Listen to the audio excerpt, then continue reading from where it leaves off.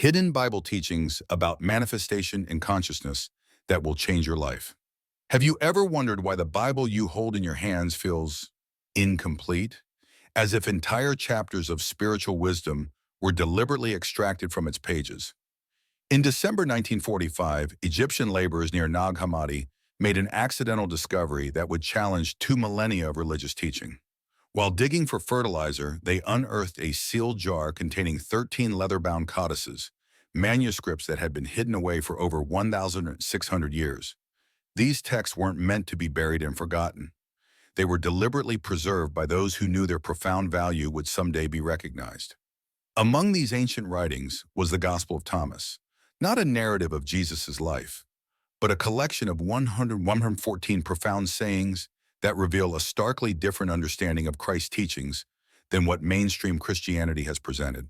This gospel begins with an extraordinary statement. These are the secret words which Jesus, the living one, spoke, and Didymus Judas Thomas wrote down. Secret words, not parables for the masses, but esoteric teachings for those prepared to understand deeper spiritual truths. Why would such teachings need to be hidden away? What power did they contain that warranted their systematic removal from Christian doctrine in the 4th century? The answer lies in a fundamental truth that religious authorities have long feared. The divine power that Jesus accessed doesn't come from an external deity, but exists within each of us. The kingdom of heaven isn't a distant realm reached after death, but a state of consciousness available in this moment. The Council of Nicaea in 325 CE, convened by Emperor Constantine, didn't just standardize Christian belief. It actively suppressed at least 45 texts that revealed humanity's innate divinity. These teachings threatened the emerging church's authority by suggesting that spiritual intermediaries were unnecessary. The revolutionary idea that we each contain the divine spark, that we can manifest reality through the harmonization of thought and emotion, was systematically erased from Western spiritual understanding. What you're about to discover isn't speculation or New Age philosophy. It's documented history, ancient wisdom preserved despite centuries of suppression. The Gospel of Thomas doesn't just tell us what Jesus taught. It provides a practical methodology for how to access the same creative power he demonstrated. When he said the kingdom is inside of you and outside of you, he was revealing the quantum nature of reality thousands of years before physics caught up. These teachings explain why some prayers seem to work while others don't, why visualization alone often fails to manifest desires, and why your emotional state is the true secret to creating reality. Most crucially, they reveal why these methods were obscured from public knowledge and replaced with dogma that placed divine power firmly outside human reach. Are you ready to recover what was intentionally hidden from you? To understand the true nature of consciousness, manifestation, and your role in creating reality? The ancient texts are clear. When you come to know yourselves, then you will become known, and you will realize that it is you who are the sons of the living Father. The journey we're about to embark on isn't just about historical discovery, it's about reclaiming your spiritual birthright. The discovery that changed everything. The story of how these texts came to light reads like an archaeological thriller. In late 1945, near the town of Nag Hammadi in Upper Egypt, Muhammad Ali al-Saman and his brothers were digging for sabach, a natural fertilizer, at the base of the Jabal al-Tarif cliffs. Muhammad's mattock struck something hard, a sealed earthenware jar almost a meter high. Fearing it might contain a jinn, a supernatural spirit, he initially hesitated to open it. But curiosity overcame caution.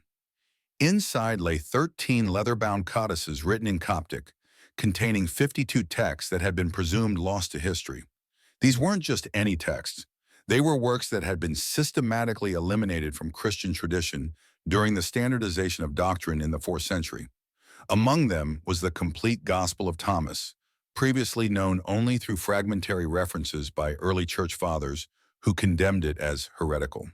What makes this discovery so monumental is that these texts weren't forgeries or later interpretations. Carbon dating and linguistic analysis confirmed they were translations of Greek originals dating from the 1st and 2nd century CE, the same period when the canonical Gospels were composed. In other words, these were concurrent teachings circulating among early Christians, not later distortions. The Gospel of Thomas contains no stories, no narrative, no miracles or accounts of crucifixion or resurrection. Instead, it consists entirely of sayings attributed to Jesus, many of which parallel passages found in Matthew, Mark, Luke, and John. But roughly half of the sayings are found nowhere in the canonical Bible, and they present a radically different understanding of Jesus' message. One focused not on sin and salvation, but on self-knowledge and spiritual awakening. The Gospel of Thomas. What was hidden in plain sight? The opening lines of the Thomas Gospel immediately signal its esoteric nature. These are the secret words which Jesus, the living one, spoke, and Didymus Judas Thomas wrote down. And he said, "Whosoever finds the interpretation of these sayings shall never taste death." Never taste death, not in some future paradise, but here and now through the acquisition of genuine spiritual knowledge. The text continues, "Let not him who seeks desist until he finds. When he finds, he will be troubled. When he is troubled, he will marvel, and he will reign over the universe." This is not the language of blind faith, but of transformative understanding. The truth, once discovered, is initially troubling because it contradicts everything we've been conditioned to believe. But after the initial disturbance comes marvel and power. Let's examine three key sayings from this gospel that directly relate to manifestation and consciousness. Saying 3, Jesus said, "If those who lead you say to you, 'See, the kingdom is in heaven,' then the birds of the heaven will precede you. If they say to you, 'It is in the sea,' then the fish will precede you. But the kingdom is within you and it is outside you. When you come to know yourselves, then you will become known, and you will realize that it is you who are the sons of the living Father. But if you will not know yourselves, you dwell in poverty, and it is you who are that poverty." This teaching directly contradicts the idea that divine power lies outside ourselves. Jesus explicitly states that the kingdom, divine consciousness, is simultaneously within and without. The poverty he speaks of isn't material but spiritual. The poverty of not recognizing our true nature. Saying 77, Jesus said, "I am the light that is above them all. I am the all. From me did the all come forth, and unto me did the all extend. Split a piece of wood, and I am there. Lift up the stone, and you will find me there." Here, Jesus isn't claiming unique divinity, but identifying with the universal consciousness that permeates all things. The I am he speaks from is the same I am that exists in every person and throughout nature. This is not pantheism, but panentheism, the understanding that divine consciousness both transcends and pervades all creation. Saying 106, Jesus said, "When you make the two one, you will become the sons of man, and when you say, 'Mountain, move away,' it will move away." This cryptic saying refers to the unification of thought and emotion, the very technology of manifestation that Greg Braden discusses. When these two aspects of consciousness are unified within us, we gain the power to transform physical reality. If you're finding this information valuable so far, please take a moment to hit the like button and subscribe to the channel. This helps more people discover these hidden teachings that have been suppressed for centuries. The Council of Nicaea, how truth became heresy. To understand why these teachings were suppressed, we need to examine the political and religious climate of the 4th century Roman Empire. Emperor Constantine, seeking to unify his fragmented empire, recognized Christianity's growing influence, but was troubled by its many competing interpretations. In 325 CE, he convened the Council of Nicaea to establish doctrinal uniformity. What many historians don't emphasize is that Constantine's primary concern wasn't theological truth, but political stability.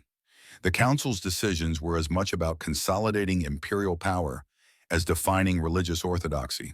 The bishops who attended were heavily influenced by Constantine's presence and preferences, and dissenting voices were marginalized. During this period and in subsequent councils, decisions were made about which text would be included in the canonical Bible. The criteria for inclusion weren't just about authenticity, but about consistency with the emerging hierarchical structure of the Church. Texts emphasizing direct spiritual experience over ecclesiastical authority were systematically excluded. The Gospel of Thomas, with its emphasis on self-knowledge and inner divinity, represented a particular threat. If ordinary believers could access divine consciousness directly, what need would they have for priests, bishops, or even a church? Its exclusion wasn't based on concerns about historical validity, but on its incompatibility with institutional control. Dr. Elaine Pagels, professor of religion at Princeton University and author of the Gnostic Gospels, explains, these texts suggest that we look to ourselves for the divine. That's not a message any institutional religion wants to endorse. The orthodox position became that salvation comes through the church alone, not through personal gnosis or direct experience. The science of manifestation in ancient texts. What's particularly remarkable about these ancient teachings is how closely they align with cutting-edge discoveries in quantum physics and consciousness studies. When Jesus speaks of making the two one in order to move mountains, he's describing what modern science would call the observer effect, the way consciousness influences material reality. The two elements that must become one are thought and emotion. Thought alone, the intellectual understanding or visualization of what we desire, isn't enough. Emotion, the feeling state associated with already having what we desire, is equally essential. When these two aspects of consciousness are unified, we speak the language that reality understands. This isn't metaphorical, but literal. The HeartMath Institute has documented that the human heart generates an electromagnetic field that extends several feet from the body and changes in response to emotional states. This field interacts with the quantum field that underlies physical reality. When we generate coherent emotional states, particularly feelings of gratitude, joy, or love, we literally create electromagnetic patterns that influence matter at the subatomic level. What's been lost in the edited versions of biblical texts is the how-to manual for this process. Consider John 16:23-24 in the King James Bible. Whatsoever ye ask the Father in my name, he will give it to you. Ask, and ye shall receive, that your joy may be full. But the original Aramaic contained crucial additional instructions that were edited out. Ask without hidden motive and be surrounded by your answer. Be enveloped by what you desire, that your gladness be full. Be surrounded by your answer and be enveloped by what you desire aren't instructions to ask verbally, but to generate the feeling state of already having received. This is precisely the methodology used in Tibetan Buddhist healing practices, where practitioners chant wasa, already done, and mate, now, while feeling as if healing has already occurred. The missing practice of feeling as if. The key practice that emerges from these ancient texts is what might be called feeling as if, generating within yourself the emotional state you would experience if your desire were already fulfilled. This isn't positive thinking or wishful imagination, but a precise spiritual technology. When Jesus said, "Therefore I tell you, whatever you ask for in prayer, believe that you have received it, and it will be yours." Mark 11:24. He wasn't suggesting blind faith, but describing the same methodology, creating the feeling state of already having received. The martial arts provide a perfect metaphor for this process. When breaking concrete blocks, practitioners don't focus on their hand hitting the block, which would create pain and resistance, but visualize and feel their hand passing through to the space below. They focus not on the process, but on the completed result, feeling as if it has already happened. Similarly, in manifestation practice, we don't focus on wanting or needing or even on the process of getting. We generate within ourselves the emotional signature of already having received, without attachment to outcomes or judgments about right and wrong. This absence of judgment, what the Gospel of Thomas calls asking without hidden motive, is crucial. Take a moment now to pause the video and reflect on something you've been trying to manifest in your life. Have you been focusing on the wanting or on the feeling of already having? If this distinction is meaningful to you, please hit the like button and share in the comments how this perspective shift affects your understanding of manifestation. The quantum mechanics of prayer. Modern physics confirms what these ancient texts suggest, that consciousness affects reality at the quantum level. The famous double-slit experiment demonstrates that subatomic particles behave differently when observed than when not observed. Consciousness itself is not separate from the physical world, but fundamentally intertwined with it. Dr. Dean Radin, chief scientist at the Institute of Noetic Sciences, has conducted numerous studies showing that human intention can influence quantum random event generators. In one experiment, participants were able to alter the interference pattern of photons passing through a double-slit apparatus simply through focused intention. What these experiments suggest is that consciousness isn't contained within the brain, but is a field phenomenon that interacts with matter. This is precisely what Jesus was describing when he said, "The kingdom is inside of you and outside of you." Consciousness is both an individual experience and a universal field. The divine matrix, as Greg Braden calls it, or the quantum field as physicists term it, responds not to our words or even our thoughts, but to the coherent electromagnetic patterns generated by our emotional states. When we create the feeling of already having received what we desire, we generate patterns that the field recognizes and responds to. Why most prayers fail? The missing element. Understanding this ancient technology reveals why most prayer practices produce inconsistent results. When we pray from a place of lack or need, focusing on the absence of what we desire rather than the presence of it, we generate electromagnetic patterns that perpetuate that lack. Traditional religious prayer often emphasizes unworthiness, separation, and future fulfillment rather than present realization. We're taught to ask an external deity for future intervention rather than to create present alignment with what we desire. The Gospel of Thomas turns this model inside out. Instead of praying to a God out there, we recognize the divine consciousness within and align our thought-feeling state with our desired reality. This isn't about controlling the world, but about coming into harmony with the creative principles that govern it. When Jesus performed what appeared to be miracles, he wasn't violating natural law, but working with higher laws that most people didn't understand. The secret words in the Gospel of Thomas reveal these principles, not to a select few, but to anyone prepared to understand them. The Greater Awakening. While the technology of manifestation is powerful, the Gospel of Thomas points to something even more profound: the recognition of our true nature as expressions of divine consciousness. This isn't about getting what we want, but about awakening to what we are. In saying 3, Jesus states that, "When you come to know yourselves, then you will become known." This self-knowledge isn't psychological, but ontological, recognizing our essential nature as consciousness itself. When we realize this, manifestation becomes secondary to the joy of being. This is why the text says that when we find the truth, we will first be troubled, then marvel, and finally reign over the universe.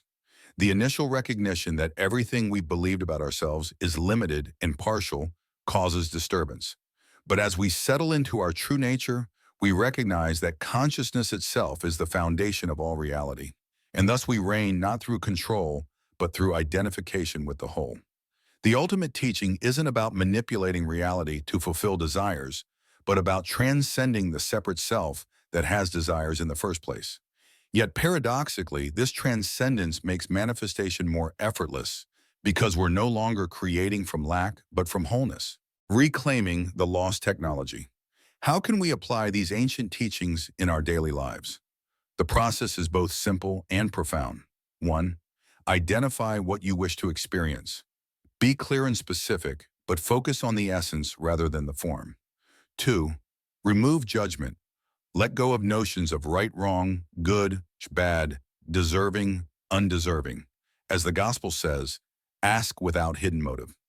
3. Generate the feeling state. Create within yourself the emotional signature of already having received. Be surrounded by your answer and enveloped by what you desire. 4. Maintain coherence. Practice regularly to establish neural and electromagnetic patterns that sustain this feeling state. 5. Release attachment. Trust the process without constantly checking for results, which creates doubt and contradictory patterns. This isn't magical thinking, but a technology for aligning individual consciousness with universal fields. It works with natural law rather than against it, amplifying rather than violating what science understands about reality. If these insights are shifting your understanding of spirituality and manifestation, please subscribe to this channel for more explorations of ancient wisdom and modern science. Your support helps us continue uncovering these hidden teachings. The Gospel of Thomas in your life. The implications of these teachings extend far beyond personal manifestation. They suggest a completely different understanding of spirituality, not as submission to external authority, but as awakening to internal divinity. Not as preparation for a future heaven, but as realization of present wholeness. When Jesus says, "Split a piece of wood, and I am there. Lift up the stone, and you will find me there," He's pointing to the omnipresence of divine consciousness, not as something to worship, but as something to embody. This vision of spirituality is radically empowering and personally transformative. It also explains why these teachings were suppressed. A population aware of its inherent divinity and creative power is much harder to control than one dependent on external authorities for salvation. The recovery of these texts isn't just an archaeological curiosity, but a reclamation of spiritual autonomy. The Gospel of Thomas and the other Nag Hammadi texts don't contradict the core message of love and compassion found in canonical scriptures. They deepen and expand it. They restore the how-to manual that was deliberately removed from Western spiritual tradition, reuniting the divided halves of religious practice: devotion and technology, heart and mind, faith and knowledge. These ancient teachings reveal that manifestation isn't magical, but methodological. It's not about asking a distant deity for favors, but about aligning thought and emotion to speak the language that the divine matrix understands. When Jesus said, "The kingdom of God is within you," he wasn't speaking metaphorically, but literally pointing to the creative consciousness that is our true nature. As we recover these suppressed teachings, we're not just learning about history, we're reclaiming our spiritual heritage. The power that Jesus demonstrated isn't meant to be admired from afar, but realized from within. As the Gospel of Thomas says, "Those who seek should not stop seeking until they find. When they find, they will be disturbed. When they are disturbed, they will marvel and will reign over all." What would happen if millions of people reclaim this knowledge? How would society transform if we collectively realized that divine creative power isn't the monopoly of religious institutions, but the birthright of every human being? What might you create in your own life once you understand the ancient science of feeling as if? The answers to these questions aren't found in books or videos, but in the laboratory of your own consciousness. The invitation of the Gospel of Thomas isn't to believe something new, but to experience something timeless. The creative power that has been within you all along, waiting to be recognized and expressed. Are you ready to make the two, one, thought and emotion, unified in the wisdom of the heart? Are you prepared to feel as if your deepest intentions have already manifested? Perhaps the mountain you've been trying to move isn't external, but internal. The mountain of limited belief that has kept you from recognizing who you truly are. The secret words have been restored. The technology is available. The choice to apply it is yours.